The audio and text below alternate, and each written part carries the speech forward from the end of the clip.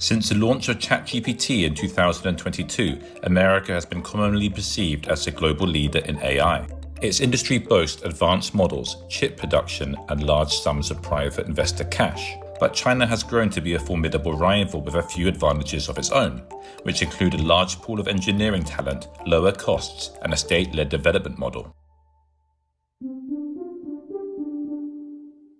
Last year, China shocked the world with the debut of R1, a model from domestic research firm DeepSeek that can compete with ChatGPT while only using a fraction of the compute.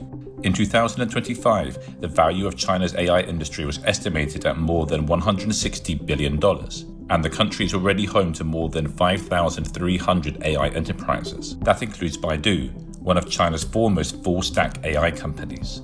In November, I attended the Baidu annual conference where I spoke to CEO Robin Li about how China's approach to AI differs from the American view. We do have very different views. I think the mainstream U.S. people do take it like a Manhattan Project like thing. They would invest hugely to achieve the so-called AGI, so that U.S. will be ahead of China and all the other countries. We care a lot more about applications. China is very strong in manufacturing. We need to manufacture at a low cost, at a very high efficiency.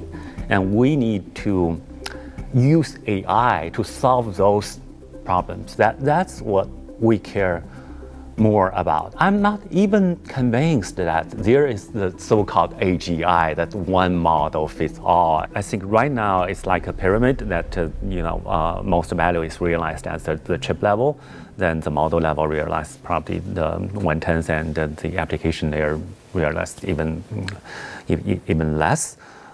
This is certainly unhealthy. I firmly believe that you have to create much more value at the application layer in order to sustain the investment in models, in chips, and so on. The access to chips is a critical component of the AI arms race, with the US maintaining a strong lead over China in chip production. The Trump administration recently brokered a carve-out for NVIDIA to export its second most powerful chips to Chinese firms. But Beijing is blocking their imports, presumably to boost demand for homegrown equivalents. In November, Baidu unveiled its latest M100 AI chips and plans to build a super node capable of supporting millions of chips by 2030. We are probably a few years behind on chips, but we're not that far behind on the model level. And on top of the models, we have lots of application scenarios you cannot find elsewhere. You cannot find it in the US. So US people don't even know that they need to solve this kind of problems. We know, we sometimes have to solve those problems, right? That's where the value gets created. So I'm not so worried about the restrictions on the chip, although I very much like to get access to the most advanced NVIDIA chips. The Chinese state is deeply involved in the management of its AI industry.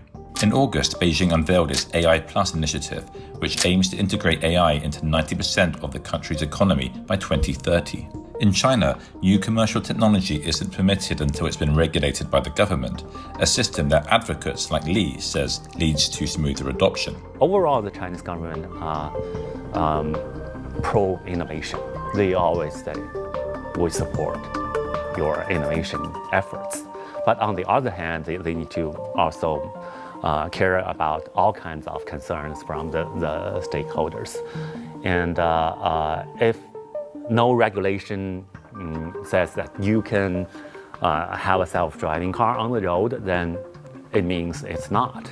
This is a little bit different from the US. In the US, if there's no regulation that says you cannot have a self-driving car on the road, then you are allowed. Especially in states like Texas or Georgia, there's no regulation at all on the robotaxi operation.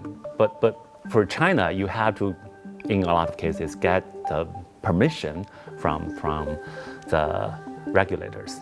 AGI and foundation model, it's similar. In China, we don't talk a lot about regulating this kind of things. But there are actually regulations that guiding the development of this kind of new technologies. I asked Lee what he would say to people worried about AI taking jobs and displacing humans in the workplace. Yeah, on the longer term, I think there's a consensus that new technology will create a lot more